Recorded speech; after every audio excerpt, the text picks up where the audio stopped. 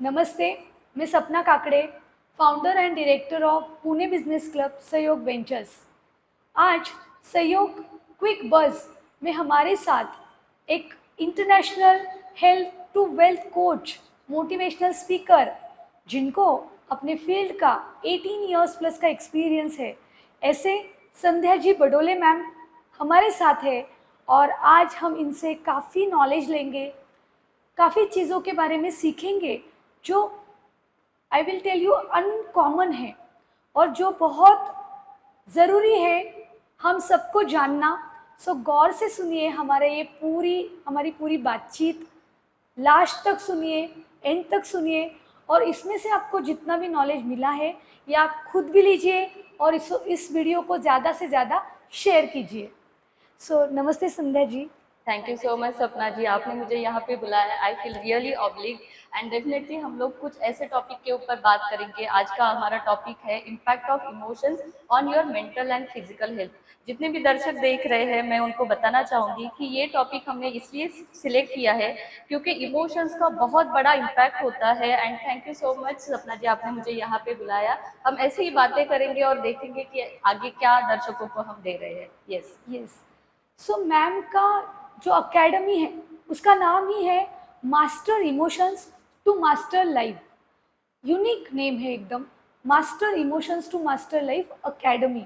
सो ma'am का ये जो यूनिक नेम है, क्यों ज़रूरी है ये हम आपसे ही जानेंगे। मैम, आपको क्या लगता है अपने इमोशंस का हमारे मेंटल या फिजिकल हेल्थ पे असर होता है? यस डेफिनेटली असर होता है। मैं सबको भी बताना चाहूँगी कि देखिए क्या होता है, हमारे ह्यूमन बॉडी के 4 क्वाड्रेंट होते हैं: फिजिकल, मेंटल, सोशल और स्पिरिचुअल। सोशल और स्पिरिचुअल के बारे में हम शायद किसी दूसरे पॉडकास्ट में जानेंगे, लेकिन आज हम बात करेंगे कि मेंटल और फिजिकल के बारे में। लेकिन ये चारों क्वाड्रेंट जो है, इसके ऊपर आता है हमारा इमोशनल। हमको जो भी प्रॉब्लम होता है, जो भी कुछ चीज़ें हो रही है, वो सब हो रहा है इमोशनल के वजह से। इसलिए हमको ये बहुत जानना ज़रूरी है कि क्या असर हो सकता है आपका इमोशंस के वजह से आपके मेंटल और फिजिकल बॉडी के ऊपर। तो मैं आपको कुछ एग्जांपल भी बताना चाहूँगी। मेरे पास एक स्टूडेंट आए थे, एक 42 ईयर्स की लेडी थी, जिसको बहुत एक प्रॉब्लम हो रहा था इमोशंस की वजह से। बचपन से लेके कुछ ऐसी बातें हो गई थी उसके लाइफ में, जब भी वो सोती थी और सोने के बाद थोड़ी देर के बाद ऐसे चिल्ला के उठ जाती थी। अभी हस्बैंड को उसके वो हो गया था कि ओके ये ऐसा करती है, मुझे पता है। लेकिन उसके वजह से क्या हुआ, बिकॉज जब भी वो प्रेग्नेंट थी तो उसके बच्चे में भी थोड़ा सा वो फॉल्ट आ गया, तो वो भी कुछ वैसे तरीके से हो गया था थोड़ा सा। तो ये बहुत ज़रूरी है कि अगर इमोशंस को समझे तो आप उससे बाहर निकल सकते हैं। वो जब मेरे पास आई तो मेरा पहला सेशन होता है इमोशनल मास्टरी का, तो मैंने जब उसको दिया वो 90% प्रॉब्लम उसका वहीं पे सॉल्व हो गया। तो ये बहुत इंपॉर्टेंट है कि जब मेंटली हम लोग इमोशनल जो चीज़ें है उसके ऊपर काम करें तो डेफिनेटली इमोशनल या फिजिकल का जो प्रॉब्लम है, मेंटल या फिजिकल का प्रॉब्लम, वो सॉल्व हो सकता है। यस ओह, मतलब बहुत अलग लगा ये सब सुन के। और सुनते हुए मुझे एक ऐसा मतलब सोच आ रही है कि मैम, हमारे जो इमोशंस है, क्या उसका उसके वजह से उसके कारण मृत्यु भी हो सकती है? यस डेफिनेटली, ये आपने सवाल पूछा, इसके ऊपर मैं थोड़ा टाइम भी लेना चाहूँगी। ये बहुत ऐसे हो सकता है क्योंकि ये मेरे खुद के फैमिली फ्रेंड के साथ हुआ है। क्या हुआ था, जैसे कि मैं 16 ईयर्स से मस्कत ओमान में रहती थी, तो वहाँ पे आपको पता है कोरोना आ गया था। तो वहाँ पे एक गांव है सलाला करके, हमारे क्लोज फ्रेंड है, उनके क्लोज फ्रेंड, उनको कोरोना हो गया और वो वहाँ पे एडमिट थे। अभी देखिए, वो आईसीयू में एडमिट थे और रिकवरी हो रही थी। जैसे ही उनके वाइफ को ये पता चला तो वो थोड़ा सा उनको लगा कि मैं जाके मिलती हूँ, तो वो हॉस्पिटल गए, कैसे तो भी अरेंजमेंट करके हॉस्पिटल में गए। और जैसे ही वो हॉस्पिटल में गए, ये पर्सन आईसीयू में है, जैसे ही ये लेडी ने उनको देखा तो वो फेड होके, चक्कर होके नीचे गिर गई। अभी कुछ ही देर के अंदर ये आदमी का मृत्यु हो गया। तो आप देखिए, अभी आप मुझे बताइए, उसकी मृत्यु के लिए कौन जिम्मेदार है? क्या वो खुद, या डॉक्टर, या उसकी जो वाइफ है वो? आपको क्या लगता है? आपको क्या लगता है कौन उसके मृत्यु के लिए कारण हो सकता है? उसकी खुद की सोच। यस, ये तो पहली बात है कि उसकी खुद की सोच, उसका उसके इमोशंस के ऊपर कंट्रोल नहीं था, इसीलिए उसकी मृत्यु हो गई। अगर वो सोचता कि अभी मेरी वाइफ आई है यहाँ पे तो अभी मुझे मेंटल सपोर्ट मिलेगा, या फिर वो नीचे भी गिर गई है तो we are already in the hospital, कोई ना कोई उसको देख लेगा, ये एक बात हो गई। क्योंकि उसके पास वो इमोशनल मास्टरी नहीं थी तो वो पैनिक सिचुएशन में चला गया। दूसरी बात, ये जो लेडी है अभी उसका हस्बैंड जो है ऑलरेडी रिकवर कर रहा है, तो उसने भी ये समझना चाहिए कि यस अभी मैं आई हूँ, मैं उनको सपोर्ट करूंगी, वो रिकवर हो जाएंगे। तो क्या होगा कि वो रिकवर हो जाएंगे तो मैं उनको धीर देती हूँ या कुछ आधार देती हूँ इमोशनल के, तो वो नहीं हुआ और ये कारण बन गए उनके मृत्यु के लिए। तो ये बहुत जरूरी है कि हस्बैंड वाइफ या फैमिली के सभी मेंबर के पास ये इमोशनल मास्टरी होनी चाहिए, ताकि वो अपने लाइफ में, अपने फैमिली में, अपने समाज में भी ग्रो कर पाए। यस यस, मतलब मैम की बातों से ये तो समझ में आया कि खुद के मन पे खुद की विक्ट्री कॉन्कर करना चाहिए हमें, हमारे इमोशंस को, ताकि हमें वो अ, कब निगेटिव और हमें जाना है, किस कहाँ पे हमें ज़्यादा से ज़्यादा स्ट्रांग रहना है, ये अगर हम खुद को कॉन्कर करेंगे तो हम काफ़ी बीमारियों से भी बाहर निकल सकते हैं, या काफ़ी जो मुश्किल समय हमें आता है उसमें से भी हम डेफिनेटली बाहर निकल सकते हैं। बराबर है। Yes yes ma'am. तो बीइंग अडल्ट, मतलब Yes. बड़े जो है, Yes. ये तो हम ये सीखेंगे ही ज़रूर, हम्म। क्योंकि ये कुछ अलग है। हम्म। आप सब जो देख रहे हो, हमारे काफ़ी पॉडकास्ट हुए हैं हम्म। तो अलग अलग लोगों के साथ, लेकिन ये कुछ अलग है, आप देख रहे होंगे। तो ज़रूर हम आपसे ये सीखेंगे, यस पर क्या बच्चों को भी यस ये सीखने की ज़रूरत है? इमोशंस पे, इमोशंस का असर बच्चों पे भी होता है क्या? यस, बच्चों के ऊपर डेफिनेटली उसका असर होता है। मैं कुछ लाइव एग्जांपल भी देना चाहूँगी। देखिए, मैं 16 ईयर्स से मस्कत में रहती थी, तो वहाँ पे मैंने देखा है कि 10 में से 8 मेरे जो फ्रेंड्स हैं उनके एक में मतलब 2 चाइल्ड है तो एक चाइल्ड को कुछ ना कुछ प्रॉब्लम है, जैसे एडीएचडी हो गया या कुछ हाइपर एक्टिविटी हो गया, हाइपरटेंशन हो गया। ये क्यों होता है? क्योंकि आपका खुद का इमोशंस के ऊपर कंट्रोल नहीं है। आप जिस एनवायरनमेंट में हो, अगर मैं पेरेंट हूँ और मेरे बच्चे साथ में है, मैं मोबाइल में लगी हूँ, तो वो क्या होता है, कनेक्टिविटी नहीं रहती, उसके वजह से भी प्रॉब्लम है। तो इमोशंस का इस तरीके से असर होता है। क्यों? क्योंकि देखिए, पेरेंट जो है ऑलरेडी स्ट्रेस, डिप्रेशन, एंजाइटी में जा रहे हैं। क्यों? क्योंकि पीयर प्रेशर की वजह से। पीयर प्रेशर क्यों है? ओके, उसके पास गाड़ी है, उसके पास बंगला है, मुझे भी लेना है। बट हम लोग ये नहीं समझ पाते हैं कि अरे मेरी कैपेसिटी है क्या, मैं क्या मेरे इमोशंस को समझ पा रहा हूँ? अगर नहीं समझ पा रहा हूँ तो मुझे ऐसे क्या स्टेप्स लेने चाहिए ताकि आज मैं जो कर रहा हूँ या कर रही हूँ एज अ पेरेंट, तो बच्चे भी उसे देखें और उसको सराहे और उसको एप्लीकेबल करे अपने लाइफ में, और तभी जाके वो कुछ कर सकते हैं। इसलिए ये पहले तो बहुत इंपॉर्टेंट है, when you understand your own emotions first. Stress, depression, anxiety, किस इमोशन में हम चल रहे हैं, ये अगर नहीं समझ में आ रहा है तो क्या होता है, हम लोग बच्चों के ऊपर वो लाद देते हैं कि तुम्हारे वजह से ऐसे हो रहा है, तुम मुझको ये नहीं कर रहे हो या ऐसे। तो वो बोथ वे हो जाता है। बच्चे भी ये बोलते हैं अरे आपके वजह से मुझे ये प्रॉब्लम हो रहा है, और पेरेंट भी बोलते हैं कि आपकी वजह से मैं ये नहीं कर पा रहा हूँ, वो नहीं कर पा रहा हूँ।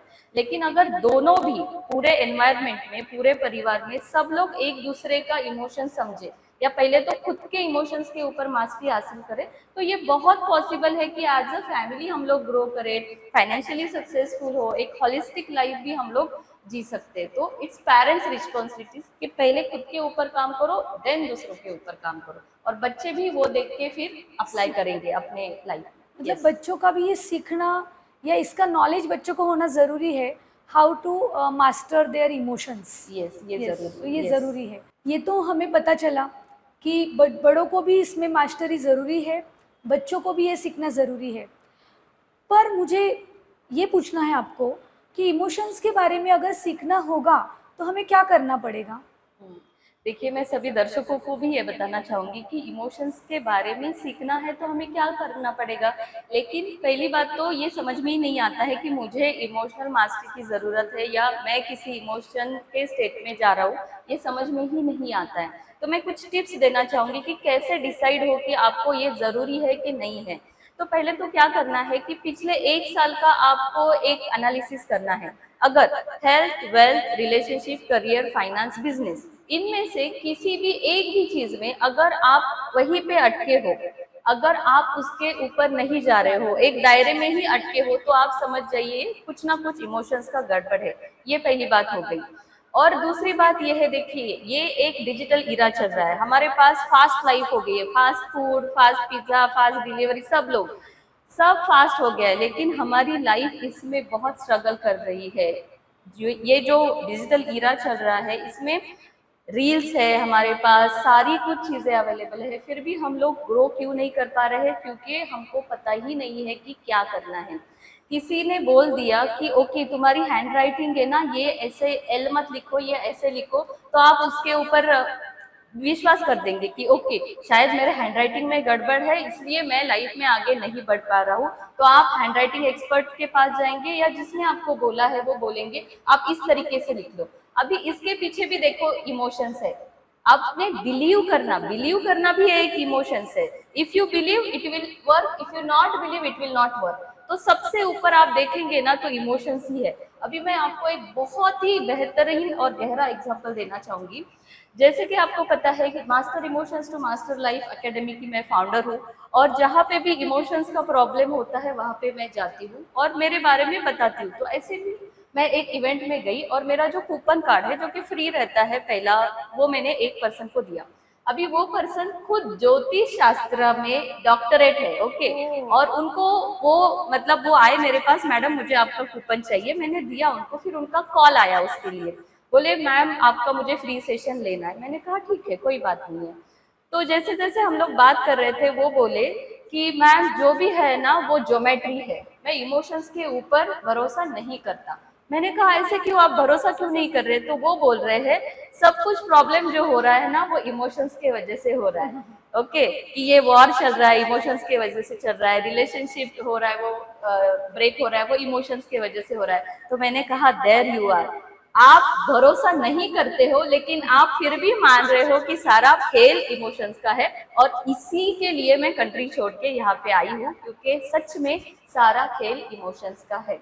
तो ज्योतिष शास्त्र हो, न्यूमरोलॉजी हो, कुछ भी हो, वहां पे सबसे ऊपर ये जो है इमोशंस ही है, आपका बिलीफ सिस्टम है। जिस दिन आप बिलीव करोगे ना कि यस हो सकता है, वो टेम्पररी उस दिन होगा, लेकिन at the end of the day permanently अगर आपको रिजल्ट चाहिए तो आपको इमोशंस के ऊपर ही काम करना पड़ेगा। देखिए ऐसे भी हो सकता है कि मैंने आजकल देखा है, ये वॉच पहनी है ना आपने, ये गलत है। मेरे साथ तो बहुत हो गई, ये अंगूठी पहनी है ना, this is not for the किसी रत्न वगैरह कुछ नहीं है, मुझे पसंद है इसलिए मैंने पहना है। तो कोई कोई लोग आके बोलते भी है कि ये आपने गलत पहना है। ओके, और किसने बोला? ये जिसका मैंने घर लिया बिल्डर से, उसी ने मुझे बोला कि ये आपने गलत पहना है। तो मैंने क्या बोला उनको, सर अंगूठी गलत हो सकती है लेकिन पर्सन मैं सही हूँ। ओके, ऐसे बोला। फिर वो जैसे जा रहे थे तो फिर से वो बोलने लगे मैम फिर भी मुझे लगता है कि आपने चेक करना चाहिए ये वो। तो मैंने कहा सर देखिए, हम ना जब जन्मे तो एक ही चीज लेके आए हैं, वो है हमारे इमोशंस। इमोशंस ही है जो हमको ड्राइव करते हैं, क्योंकि बच्चा जब रोता है ना तो वो अंगूठी पहन के नहीं आया है, कुछ भी ग्रह शांति वास्तु ये नहीं, उसको जब भूख लगती है वो रोता है, और मम्मी भी डायरेक्शन नहीं देखती है, उसको सीने से लगा के दूध देती है। वो नहीं देखेगी कि क्या है उसमें, कौन सा ग्रह बैठा है आजू बाजू, कहाँ पे क्या है, नॉर्थ ईस्ट, वो नहीं, हमारे इमोशंस है। तो मैंने उनको बस यही बोला, हम जन्म से सिर्फ एक ही चीज लेके आए हैं, इमोशंस। और जैसे ही उन्होंने ये बात सुनी तो वो बोले फिर बात ही खत्म है, क्या बोलूं आगे। तो देखो, अगर आपका अपने ऊपर कन्विक्शन है, आप जो भी चीज कर रहे हैं, तो कोई भी पर्सन आपको नीचे नहीं दिखा सकता है। आप अच्छा काम करते रहो, वो होगा। और इसके ऊपर और एक स्टोरी है, ये घर उनका जो लिया ना, वो भी मैंने इस अंगूठी के वजह से लिया। कैसे? क्योंकि मैं जा रही थी और मैं देख रही थी कि मुझे घर चाहिए, तो एक पेंटर का दुकान था, मैंने कहा आपकी बिल्डिंग में कुछ है क्या? तो उसको ना ये दिखा, मैम आपकी अंगूठी बहुत प्यारी है, क्या है मतलब ऐसे कुछ है क्या? मैंने कहा नहीं, मुझे बड़े बड़े रत्न पहनना पसंद है तो मैं ऐसे ही पहनती हूँ, मुझे ये स्वरोस्की का गिफ्ट मिला है, मेरे हस्बैंड ने दिया है। तो मैंने उसको बोला देखिए मैं फ्लैट ढूंढ रही, तो उसने मुझे ब्रोकर दिया और वो ब्रोकर ने मुझे वो फ्लैट दिया है, और वो फ्लैट में मैं अभी 6 तारीख को रहने भी जा रही हूँ। तो देखिए, जो चीज एक पर्सन को गलत लग रही है, उसी चीज के वजह से मेरा रिलेशनशिप बिल्ड हुआ है, मुझे घर भी मिला है, और वो भी मैंने कैश में भी खरीदा है। सोचो, अराउंड 1 करोड़ तक के मुझे उसमें मनी देना पड़ा, वो मैंने कैश में खरीदा है। तो आप सोचिए इसके ऊपर इमोशंस है, क्योंकि मेरा इमोशंस के ऊपर बहुत मास्टरी है, इसीलिए मैं सामने कोई भी आई है तो भी मैं वो कर सकती हूँ। तो जिस अंगूठी को 1% बोल रहा है गलत है, वही अंगूठी के वजह से अगर कुछ अच्छी चीज हो रही है तो यू कैन इमेजिन कैसे ये होता है। इमोशन सबके ऊपर है, फिर बाकी की चीजें आती यस, हैं। यस, बहुत ही कमाल की स्टोरी है ये, और इसमें सीखने भी बहुत मिला है कि हम क्या लेके आते हैं, तो हम इमोशंस लेके आते हैं, जो आज तक तो किसी मूवी में भी नहीं कही होगी ये बात। यस, सो ये जो इमोशंस है जिसको हम लेके आए हैं और जिसके साथ हम पूरा लाइफ का जर्नी कवर करते हैं और जाते टाइम भी उन्हें ही लेके जाते हैं। तो मुझे ऐसे आपका जब सुन रही हूँ तो मुझे ऐसे लगा कि इमोशंस ज़्यादा करके मतलब सब में ही होती है, पर जो वुमन के प्रॉब्लम्स है क्या उन्हें सॉल्व कर पाती है ये इमोशंस? यस, डेफिनेटली इमोशंस का प्रॉब्लम वुमेन्स में क्यों ज़्यादा होता है? एक तो उनके मंथली पीरियड्स है, वो है, वो सारी चीज़ें भी है जो हैम्पर करती है। लेकिन वुमेन्स अगर इसके ऊपर काबू करे, इसके ऊपर सीखे, तो बहुत सारी चीज़ें स्ट्रीमलाइन हो सकती है। क्यों? क्योंकि वुमन ये सोसाइटी का, अपने घर का, ये पूरे परिवार का या फिर एनवायरनमेंट का या फिर इस दुनिया का इंटीग्रल पार्ट है। अगर वुमन आज नहीं है ना, तो ये दुनिया रुक जाए, पूरे दुनिया कोलैप्स हो सकती है, इसका इकोनॉमी डाउन हो सकता है। क्योंकि वुमन है तो शादी होती है, बच्चे होते हैं, घर होता है, उसको सजाना होता है, सब कुछ वुमेन्स के वजह से है। तो करेक्ट। अगर वुमन ये समझे कि मैं जो हूँ, मेरे इमोशंस जो है इसके ऊपर मुझे मास्टरी करनी है, तभी हम आगे भी बढ़ सकते हैं। क्योंकि ये मेरे लाइफ की भी एग्जाम्पल है। मैंने मेरे इमोशंस को जब भी मास्टर किया, तभी हम लोग पूरे के पूरे सिस्टम जो है, फाइनेंस हो सकता है, बच्चों का पढ़ाई हो सकता है, अभी जो घर खरीदा वो हो सकता है, सारे इसमें हम लोग मास्टरी कर पाए। मैं एक चीज बताना चाहूंगी आपको, एक सेंटेंस बताना चाहूंगी, दर्शक भी मैं चाहती हूँ कि उसको सुने ध्यान से। क्योंकि देखिए, ये एक सेंटेंस है जो मैंने खुद बनाया है, और मैं खुद मेरे जो 1 to 1 प्रोग्राम है या 1 to many प्रोग्राम है उसमें भी बोलती है। गौर से सुनिए आप लोग भी। हमारे जो बीमारी है ना, पेट में पैदा होती है, दिमाग में पनपती है, पैसे के रूप में खर्च होती है, और जिंदगी के रूप में खत्म होती है। वाह। तो हमारी जो बीमारी होती है पेट में पैदा होती है, मतलब कि हम लोग जो खाना खाते हैं वगैरह, उससे तो बीमारी बन गई, ठीक है। पनपती कहाँ पे है? यहाँ पे। तो यहाँ पे क्या है? हमारे इमोशंस है। आप ये जो भी चीजें देख रहे हैं, कुछ भी किसी को भी बीमारी हो रही है, कुछ भी, तो ये स्टोर्ड इमोशंस है कहीं ना कहीं पे। आपने रिसर्च में भी अगर पढ़ा होगा, देखा होगा, तो कुछ भी अगर कैंसर भी आजकल हो रहा है, that is also stored emotion. मतलब खाना खा रहे हैं, लेकिन पेट की बीमारी अगर पेट में ही आप खत्म कर दे तो वो अच्छा है। वो अगर दिमाग में चली जाए तो वो आपका मृत्यु का कारण भी बन सकती है, और फिर वो जिंदगी के रूप में खत्म भी हो जाती है, पैसे के रूप में खर्च हो जाती है। पैसे के रूप में खर्च, इंश्योरेंस निकालो, अगर इंश्योरेंस वाले के पास जाएंगे तो वो बोलते हैं नहीं, आपका ये क्लेम नहीं हो सकता है। तो आप सोचो कितनी गहरी बात है कि आपका जो इमोशंस है कितना ज्यादा हैम्पर कर सकता है। तो मैं चाहती हूँ कि जितने भी वुमन ये देख रहे हैं, पहले खुद अपने इमोशंस के ऊपर कंट्रोल पाइए, सीखिए। मेरा 1 to 1 का फ्री प्रोग्राम भी रहता है, आप उसमें भी ज्वाइन हो सकते हैं। कहीं पे भी, जहाँ पे भी आपको सीखने के लिए मिलता है, आप वहाँ पे जा सकते हैं। यस। सो काफ़ी गहरी बातें हमें सुनने मिली। जो मैम का ज्ञान है वो यहाँ तक ही नहीं, उनके पास और ज्ञान का खजाना है। तो कैप्शन में दिए गए नंबर पे या मैम के सोशल मीडिया से मैम को कनेक्ट कीजिए, और आपको आपके जो भी प्रॉब्लम्स है, जैसे अभी हमने बात की वुमेन रिलेटेड प्रॉब्लम से, तो बेझिझक मैम को कांटेक्ट कीजिए, उनसे बात कीजिए। अभी उन्होंने बताया कि उनके फ्री सेशंस भी है, तो ये बहुत बड़ा सोशल वर्क भी है कि आप शुरुआत में कोई चार्जेस नहीं लेते हो, तो इसका फ़ायदा करके लीजिए, उनसे कनेक्ट होइए, बात कीजिए। बात करने से आपका मन खुला होता है, और मन खुला होने से आप एक अलग तरह का रिफ़्रेशमेंट महसूस करते हो। सो ज़रूर मैम से कांटेक्ट कीजिए। और मुझे एक आखिरी सवाल भी मैम से मैं अभी करूँगी कि ma'am, master emotions to master life academy की शुरुआत कैसे हुई? देखिए, ये जो है master emotions to master life academy, ये मैंने 4 साल पहले फॉर्म किया है। ये मेरी पर्सनल लाइफ की स्टोरी है, जिसके ऊपर मैंने ये किया है कि कैसे from nowhere to somewhere, invisible to visible, and how I become international coach. मैं एक बहुत ही एवरेज स्टूडेंट थी और बचपन से बहुत सारे प्रॉब्लम्स हुए थे, लेकिन किसी सर्टन स्टेज पे जाके मुझे ये पता चला कि नहीं, मेरे साथ कुछ गलत हो रहा है, मुझे इसमें से बाहर आना है। और फिर मैंने उसके ऊपर काम किया और इस तरीके से मैंने ये फॉर्म किया है। तो ऐसे लाइफ में सिचुएशन हो गई कि डेथ को भी मैं 3 बार टच करके आई। मेरे जो मस्कत में घर है उसमें 3 बार आग लगी, फिर 4 जगह पे मैं ऐसे अलग अलग जगह पे स्टक हो गई, लोगों को मुझे वहां से निकालना पड़ा। तो जैसे जैसे मैं आगे चलती गई तो एक पॉइंट ऐसे लगा कि मैं जिंदा भी क्यों हूँ। तो ऐसे बोलते हैं ना, universe gives you signals, you have to just grab it. तो वैसे मैंने ग्रैब किया, मेरा भाई मेरे सामने आके खड़ा हुआ और मेरे हस्बैंड है, उनकी एक बहुत क्रिटिकल सर्जरी भी हुई है। देखिए क्या हुआ था, कुछ साल पहले मेरे हस्बैंड का एक ऑर्गन रिमूव किया। तो उस हॉस्पिटल में मैंने डिसाइड किया कि मेरे पास जो स्किल है वो कुछ नॉर्मल नहीं है, मैंने इसको लोगों को देना चाहिए, जो कि इमोशनल मास्टरी है। क्योंकि वो सारे ईयर्स के दौरान हम लोग दोनों भी या फैमिली भी बहुत सारे इमोशंस का शिकार हुए थे, लेकिन बिकॉज हमारे पूरे फैमिली में हम ये रन करते हैं इमोशनल मास्टरी, तो इसलिए हमको ज़्यादा हैम्पर होना नहीं पड़ा। तो इसलिए उस हॉस्पिटल में मैंने जब ये वो ऑर्गन देखा मेरी आंखों से, तो मैंने डिसाइड किया कि मुझे ये स्प्रेड करना है। एंड तभी से एज ए इंटरनेशनल कोच करके मैं सामने आई, और मस्कत में भी मैं ये काम कर रही थी। लेकिन जब मुझे लगा कि इसको बहुत सारे लोगों तक देना है, तब जाके मैंने डिसाइड किया, और लास्ट ईयर मैं यहाँ पे परमानेंटली शिफ्ट हो गई हूँ। तो ये इमोशंस का इतना गहरा असर होता है, तो इसलिए मैं ये काम कर रही हूँ, master emotions to master life academy. और यही मेरा प्रोग्राम भी है और यही मेरा बुक भी है, जिसके लिए मुझे ऑथर अवार्ड और एशिया बुक ऑफ रिकॉर्ड्स में भी ये किताब दर्ज है।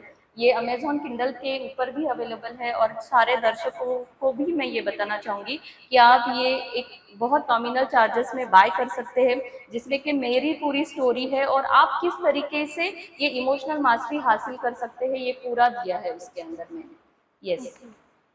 सो बहुत अमेजिंग जर्नी है आपका, और मैम के खुद के जर्नी में उन्होंने अपने इमोशंस पे मास्टरी की हुई है।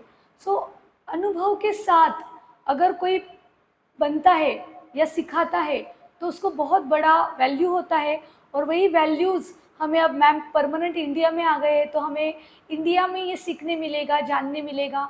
तो इस अवसर का, इस सुनहरे मौके का आप ज़रूर लाभ उठाएं, और मैं मैम का तहे दिल से शुक्रिया करती हूँ आप आज हमारे साथ आए। हमारे दर्शकों को आपने इतना अच्छा सब बताया, ज्ञान दिया, और जिसके लिए आपको अगर और कुछ जानना है तो वो भी हमने बताया कि आप मैम के साथ कनेक्ट करो। अब वीडियो को ज़्यादा से ज़्यादा लोगों तक फैलाइए, शेयर कीजिए, ताकि ये बात आप तक या मुझ तक सीमित ना रहे, वो ज़्यादा से ज़्यादा लोगों तक जाए, इंडिया में हर कहीं जाए, और लोग इससे अपने इमोशंस पे मास्टरी कर सके। Thank you so much. Thank you so much ma'am. Thank you so much ma'am सपना जी, आपने मुझे यहाँ पे बुलाया। I am really oblique, and definitely दर्शकों को भी बहुत सारा इसमें नॉलेज मिल गया होगा। मेरी बुक की लिंक है वो आप नीचे दे सकते हैं, और 1-to-1 का भी मेरा फ्री सेशन होता है, उसके लिए भी मेरा ईमेल आईडी आप वहाँ पे दे सकते हैं, मेरा नंबर भी होगा। और मैं चाहूँगी कि जितने भी दर्शक हैं, ये इमोशनल मास्टरी मिशन में रन कर रही हूँ, जहाँ पे मैं ऑफिसर्स लोगों को भी मिल रही हूँ, इवन गवर्नमेंट ऑफ इंडिया को भी मैं रीच कर रही हूँ। तो आप इसमें कंट्रीब्यूट कीजिए और ज़्यादा से ज़्यादा लोगों तक ये पहुँचाइए। Thank you so much. Thank you.